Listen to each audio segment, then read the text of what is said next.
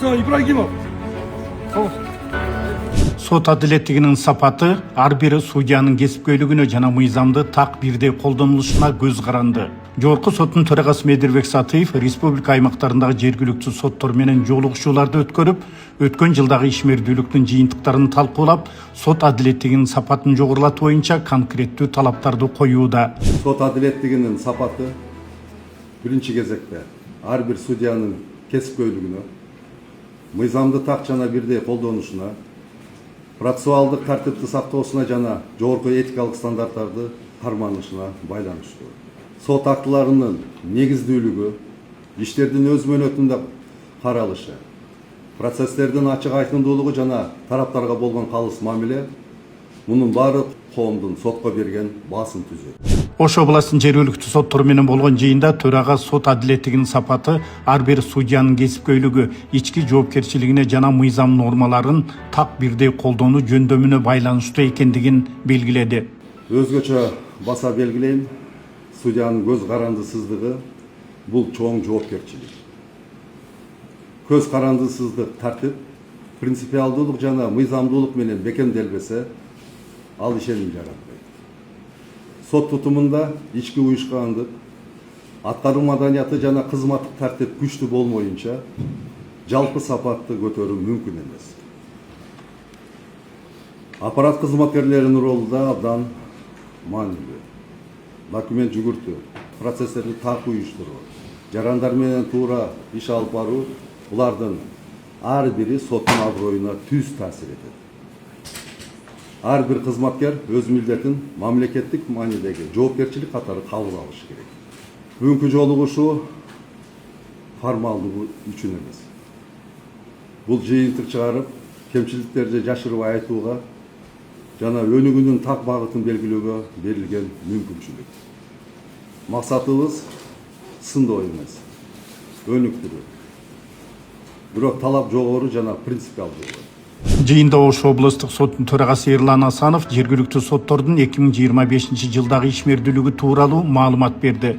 Ага ылайык өткөн жылы жалпысынан 45.870 иш келип түшүп, анын ичинен 42.422 иш каралган.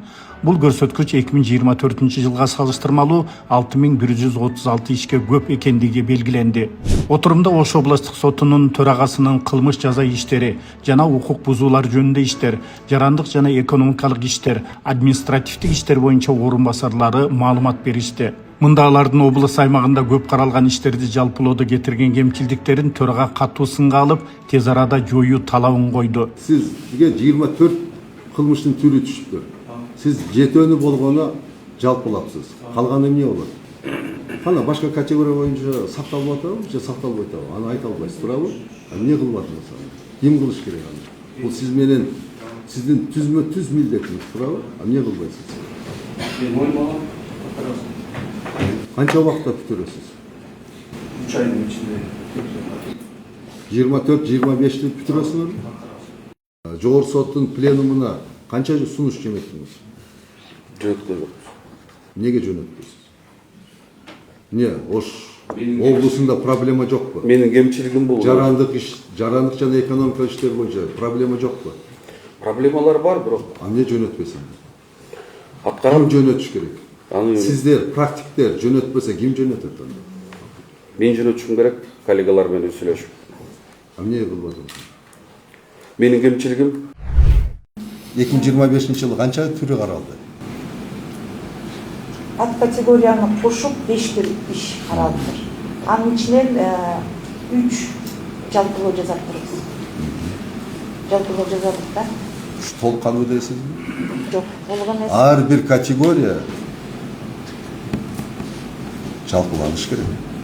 Кайсы судьяларыңыз эң көрсөткүчү жогорку, анан кайсы криминалист судьяларыңыздыкы төмөн, эң начары? Билесизби же билбейсизби? Так, эң начарда. Эң начарлары бул 60-тан төмөнкүлөрдү айтыңыз. Барбы ошондойлор? Же жок? бар. Чоң райондук сотунун судьясы Азизованыкы 100% жокко чыгып кеткен. Ал эми Нокот райондук сотунун судьялары Эралиевдики 25%, ошондой эле Калиева, Оболбеков, анан мурдакы судьясы Ибраеваныкы 40% болуп калган. Ошондой эле 50% Абыл Касымованыкы болуп калган. Анан мурдакы шаар сотунун судьясы Эсенгулованыкы 41% болуп калган. Эмне иш-чараларды жүргүздүңүздөр?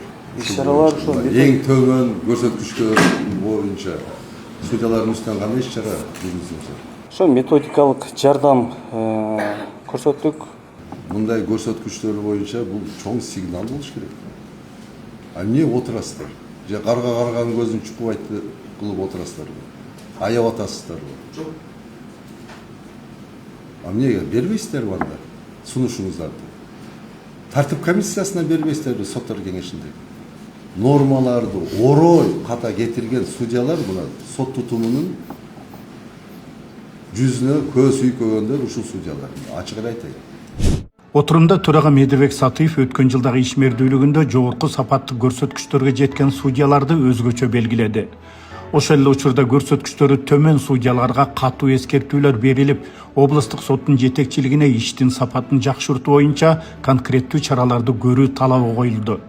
Ош облустук соту 2025 жылы 2160 иш караган, анын ичинде даттанылганы 922 иш, күчүндө калганы утверждаемый. 75,27%. 2024 жылга салыштырмалуу бир аз көтөрүлгөн. 2024 жылы утверждаемый күчүндө калган иштердин көрсөткүчү 72,81% болгон. Бир аз 2,5%га көтөрүлгөн экен. Эми иштердин сапаттык көрсөткүчтөрү жакшы судьялар. Бекбаева Нурия Хусайиновна. Караган иши 92, даттанылганы анын ичинен 32, утверждаемость күчүндө калганы 93,75%. Сизге Жогорку соттун төрагасынын атынан алкыш. Жаналиева Миргүл Жаныкеевна. Караган иши 112, даттанылганы анын ичинен 87, утверждаемость күчүндө калганы 91,95%. 2024 жылы бул көрсөткүч 83,33% болгон. 2 жыл катарынан көрсөткүч жакшы. Сизге дагы Жогорку соттун төрагасынын атынан алкыш. Эми иштердин сапаттык көрсөткүчтөрү төмөн судьялар. Досманбетов Азизбек Анарбекович. Ким?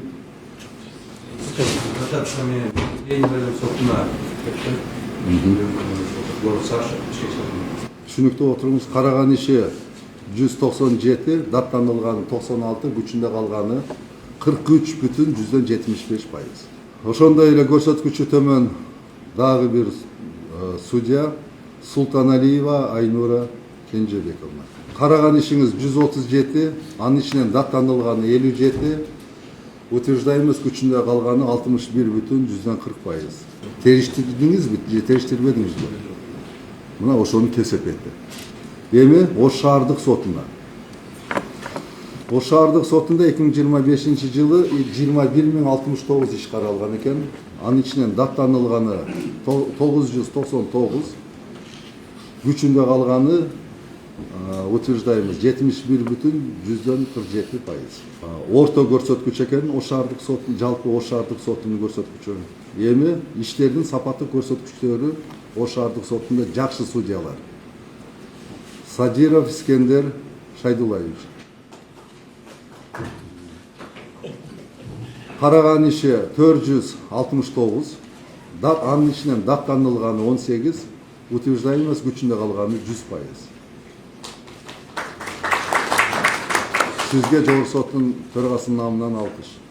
Жумаев Токтогул Темиркулович. Сизге дагы Жогорку соттун төрагасынын атынан алкыш.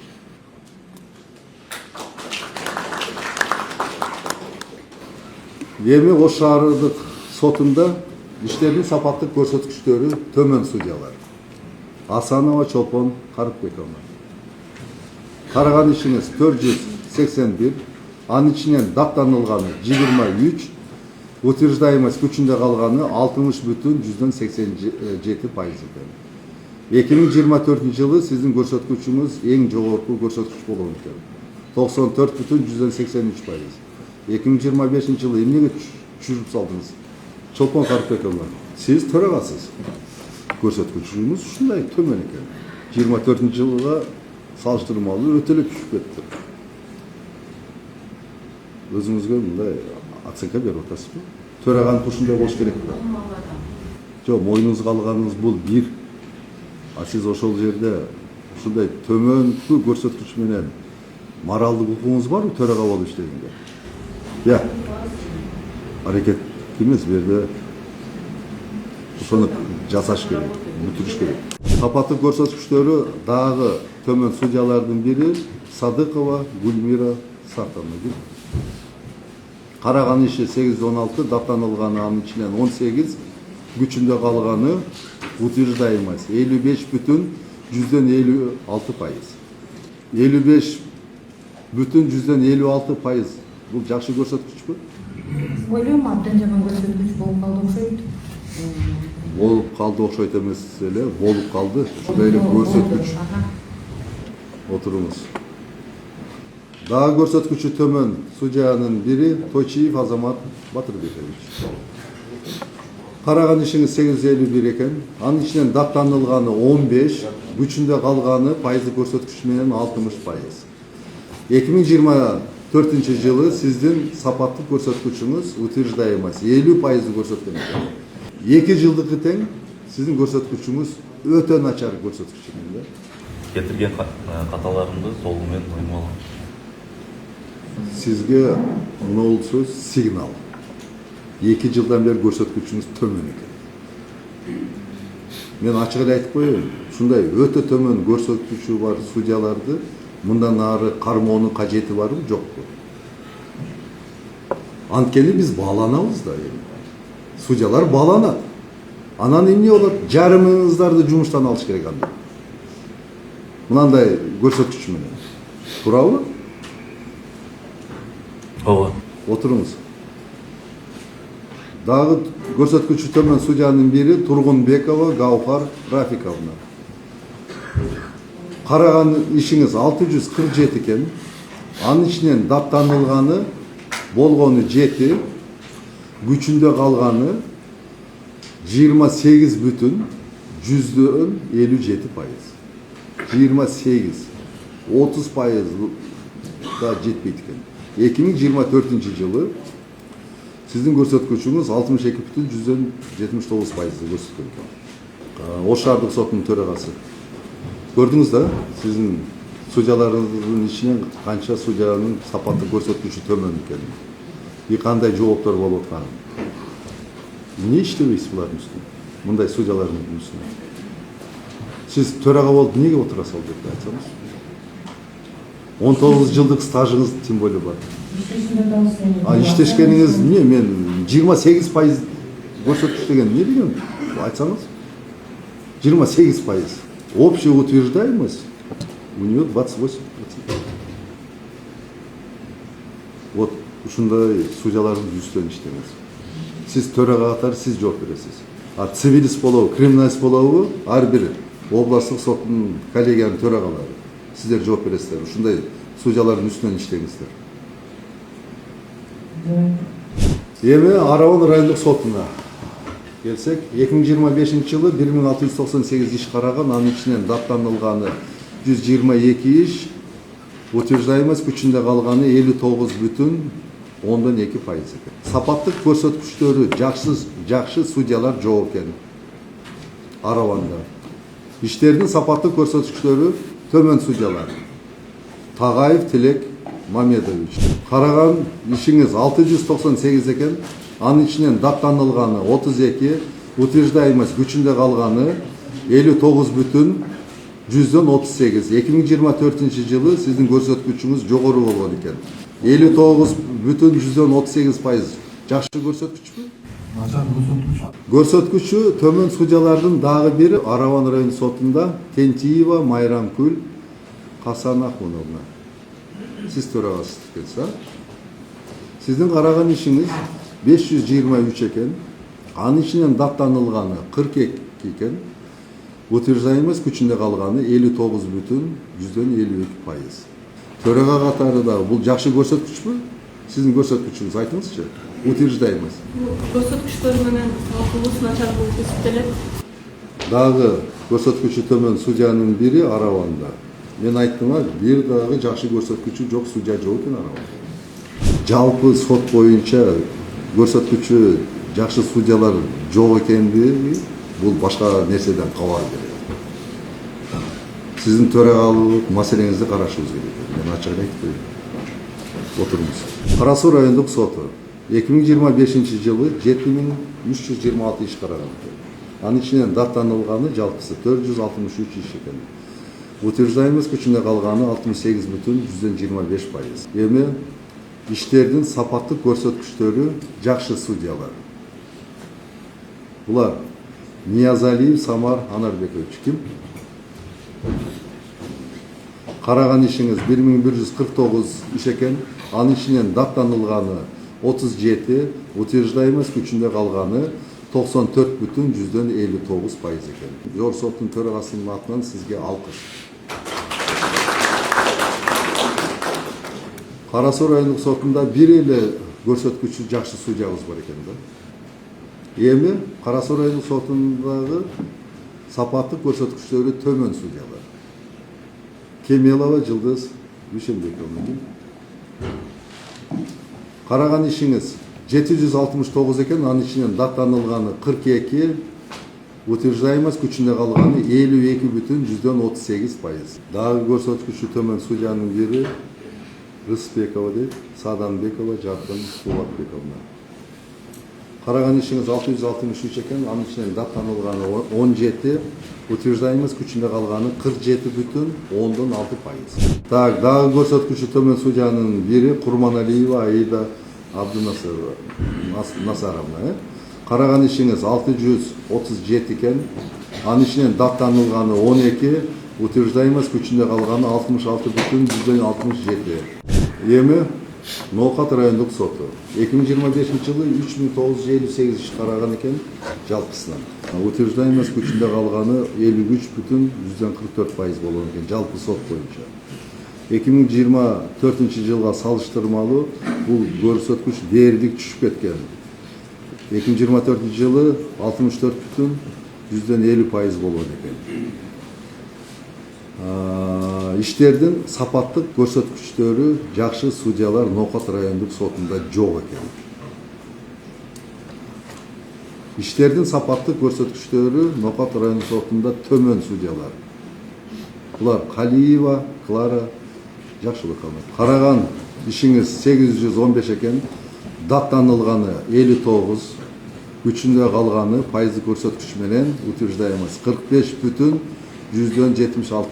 Төмөн түшүп кетипсиз да. Дээрлик төмөнкү эмеде жүрүз.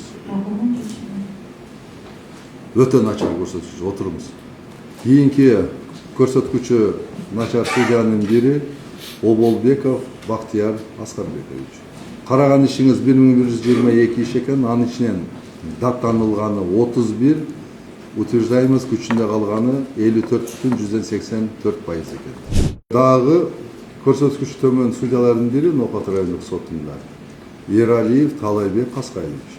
Караган ишиңиз 564 иш экен, анын ичинен даттанылганы 14, утверждаемыз күчүндө калганы 35,71%. Талай Каскаевич. Ким төрага? Ноокат райондук. Сизби? Эми кандай ушул көрсөткүч менен кантип төрага болуп отурасыз? Морально имеете право төрага болуп отурганга? Ушул көрсөткүч менен. Талай Каскаевич. Мына судьяларыңыздан дагы төмөн экен да өзүңүздүн көрсөткүчүңүз. Жакшы эмес. Отуруңуз. Көзгөн райондук соту 2025 жылы 4881 иш караган экен, анын ичинен даттанылганы 199 иш, утверждаемыз күчүндө калганы 70,85% түзгөн экен. Өзгөн райондук сотунда сапаттык көрсөткүчү жакшы судья, бул бир эле судья бар экен, Култаева Нурила Букенбаевна. Жогорку соттун төрагасынын намынан алкыш сизге жаралат. Özgen rayonu sotunda işlerinin sapаттык көрсөткүчтөрү төмөн судьялар. Булар Астаев, Батырхан, Алтынбекович ким? Караган ишиңиз 677 иш экен, анын ичинен даттанылганы 38, утверждаемость күчүндө калганы 63,16% экен. Начар көрсөткүчтөрдүн катарына кирет. Эми Алай райондук соту 2025 жылы 1131 иш караган экен, анын ичинен даттанылганы 25, күчүндө калганы 52% экен. Иштердин сапаттык көрсөткүчтөрү жакшы судьялар жок экен Алай райондук сотунда. Иштердин сапаттык көрсөткүчтөрү төмөн судьялар. Булар Оморова Майрам Карыбжанова.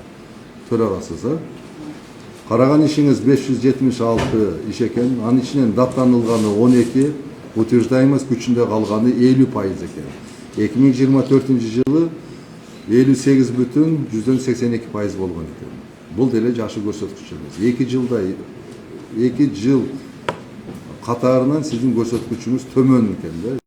Алай райондук сотунда дагы көрсөткүчү төмөн судьянын бири Бектурсунов Арсланбек Аскарбекович. Караган ишиңиз 555, анын ичинен даттанылганы 12, утверждаемость күчүндө калганы 58,33%. 2024 жылы бул көрсөткүч 50%ды түзгөн. Мына 2 жыл катарынан төрагаңыздыкы дагы судья катары сиздики дагы көрсөткүчүңүз эмнеге мындай төмөн? Чоң Алайда бир эле сот иштейт. Сапаттык көрсөткүчү абдан жакшы экен. Бул Бекбулатов Айбек Бектурсунович.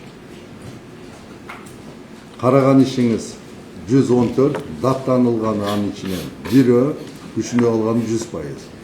Сизге жогорку соттун төрагасынын атынан алкыш.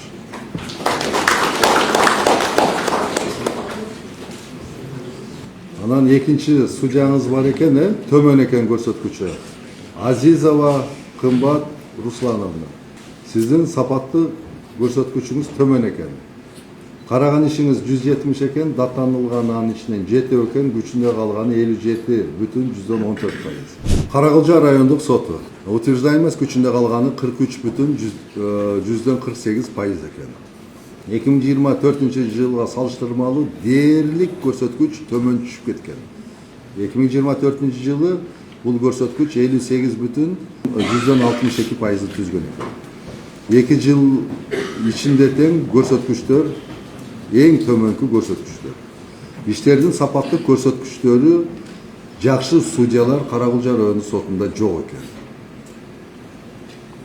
Иштердин сапаттык көрсөткүчтөрү төмөн судьялар: Алимкулов Нургазы Халилович.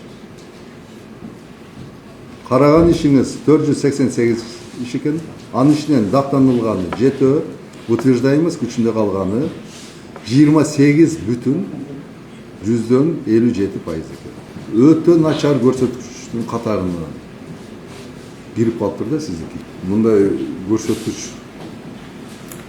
сизге непростительный көрсөткүч.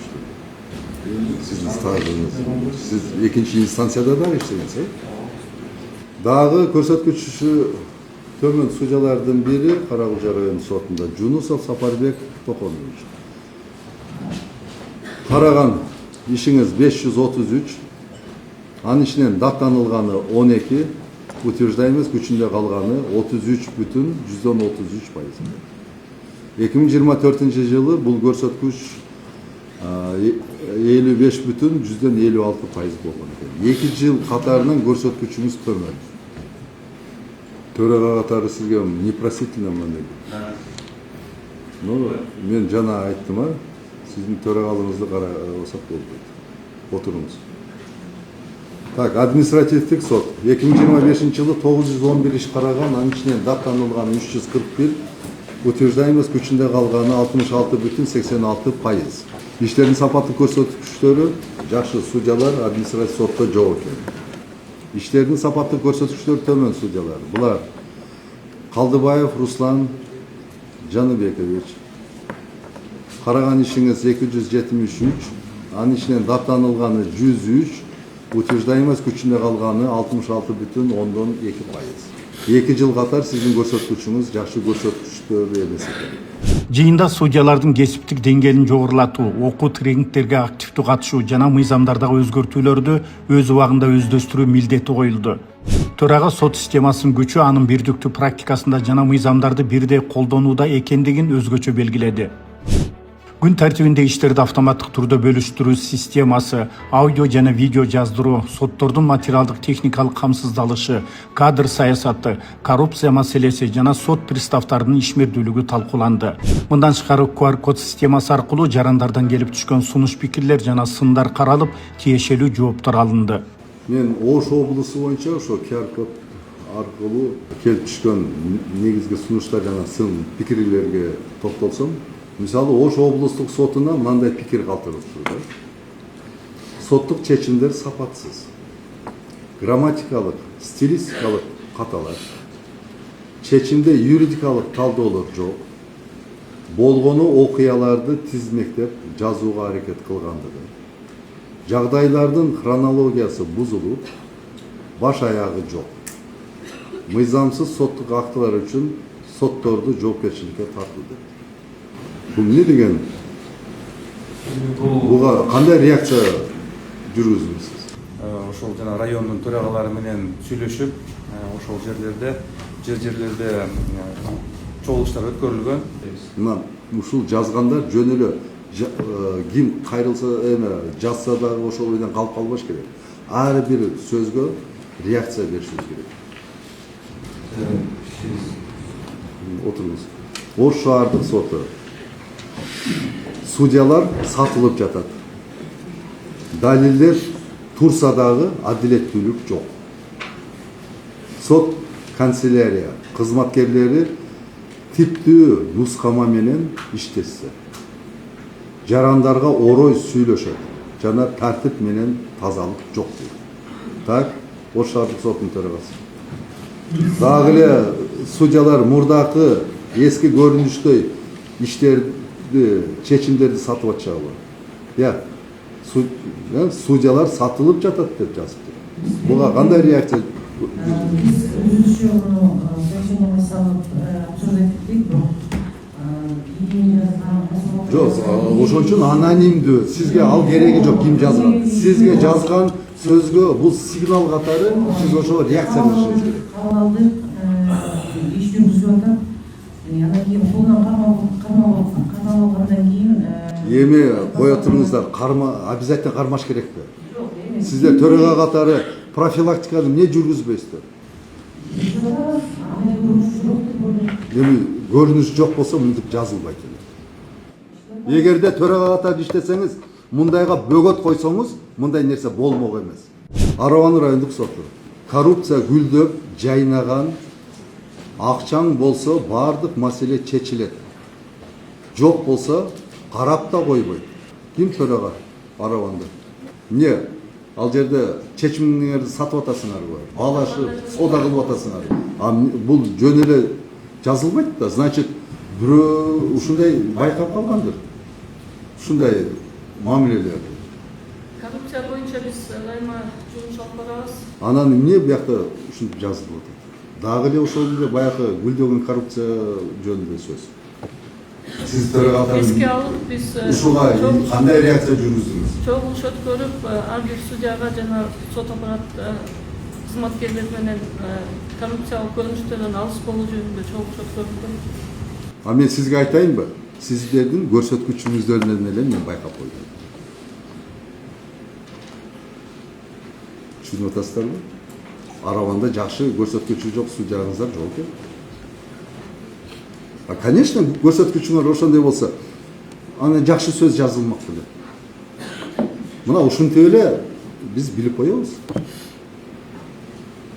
Мына сиз төрага катары жүргүзгөн ишиңиздин жыйынтыгы, результаты ушул. Мына азыр чыгарып атабыз. Ким кандай иштеп атат, мына ачык айкын. Ушул жерде ортого коюп маселени карап атабыз. Туурабы? Нокат райондук сотунда жоопкерчиликтүү сылык мамиледе болушса. 5-кабинетте кыздар өз ишин так билишпейт. Кыздар корс аябай дейт. Не бул жерде сылык мамиледе болса дейт. Эмне кызматкерлериңиз дагы эле баягы орой мамиледе жүрөбү? Элдерге сылык мамиле, этика деген сакталбайбы? Жок, айтканыңыз менен жыйынтык чыкпай атпайбы? Бул жерде жазып атышпайбы? Буга эмнеге көңүл бурбадыңыз? Мына ошол приемныйга коюп койгочу бир камераны. Ошо камера турса ошондой мамиледе корс мамиле кыла албай дагы. Мындай эле айтайын. Койбойсуздар ошондой нерселерди. Сиз менеджер болушуңуз керек да, соттун төрагасы. Жарандарды кезекке коюп 3-4 сааттап күтүп отурушат дейт. Какой позор дейт. Нас вызвали в 9 часов утра, и мы с ребенком прождали в суде до 15:00 часов, 3-ке чейин. Никто нам ничего не сообщил дейт. Они знают, что нас нужно вызывать в 9 утра, но не знают, как нам это сделать. Не было. 9-дан 3-ке чейин бүтүү туура элеби? Албетте бул туура эмес, 9-дан 3-кө чейин мындай Мына 9-да чакырыптыр. 3-ке чейин күтүптүр, анан 3-тө баштап. боюнча иш жүргүзөбүз, иш чараларды көрөбүз. Сиз эми жүргүзөсүз, бирок сиз жүргүзүп бүтүрүшүңүз керек эле мындай багыттуу иштердичи. Бөгөт коюп, баардыгына туура нукка салышыңыз керек эле. Же төрагалык профессионалдык деңгээл жетишпей атабыз. Эмне жетишпей атабыз? Жыйындын соңунда Медербек Сатыев көтөрүлгөн бардык маселелер сөз жүзүндө калбастан ыкчам жана натыйжалуу аткарылышы керектигин белгиледи. Ошону менен катары сот адилеттүүлүгүн камсыз кылууда ачык айкындуулукка, түшүндүрүү иштерине жана коомчулук менен натыйжалуу иш алып барууга өзгөчө көңүл буруу талабын койду. Элдин ишеними биздин башкы баа. Ар бир чечим, ар бир аракет соттун аброюна жана коомдогу ишенимине түздөн-түз таасир этет. Ошондуктан бизге берилген жоопкерчиликти так аткаруу, адилеттүүлүктү сактоо жана коомчулукту туура маалымат менен камсыз кылуу биздин эң маанилүү милдет.